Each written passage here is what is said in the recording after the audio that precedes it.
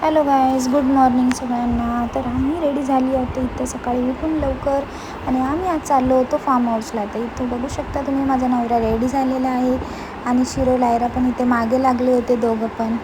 आणि आम्ही निघालो होतो जायला. आता आम्ही पहिले गेलो पुढे, नंतर मम्मी पप्पा हे लोक सगळे मागून आले होते. तर हा बघू शकता आमचा समृद्धी महामार्गावरून आम्ही येतो.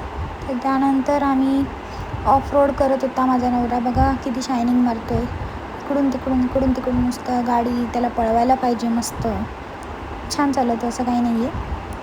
फक्त खूप शेतातनं गाडी घेतली त्यांनी. हे बघा कसे बिचारे लोक उन्हातान्हात काम करतात. आणि हा बघा बोगदा. इथे पावसाचा अजिबात येऊ नका, पावसामध्ये इथून जाणं रिस्की आहे. त्यामुळे पाणी नव्हतं म्हणून आम्ही इथून शॉर्टकट मारला आणि बाहेर आलो. बघा बोगदा, इथे पावसात पाणी भरतं म्हणून इथे येऊ नका पावसात, तुम्ही अजिबात इकडे येऊ नका. त्यानंतर आम्ही इथून पुढे आलो. तर तेवढ्यात मम्मी पप्पांना कॉल केला, तेही निघाले होते.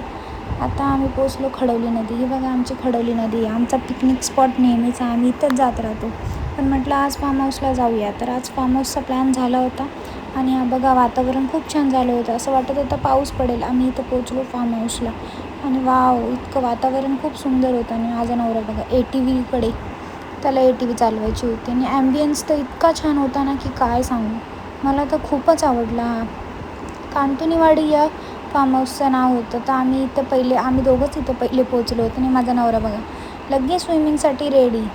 मी पण कपडे चेंज करून स्विमिंगसाठी रेडी झाले. मला तर काही स्विमिंग येत नाही. Thank you for watching, bye.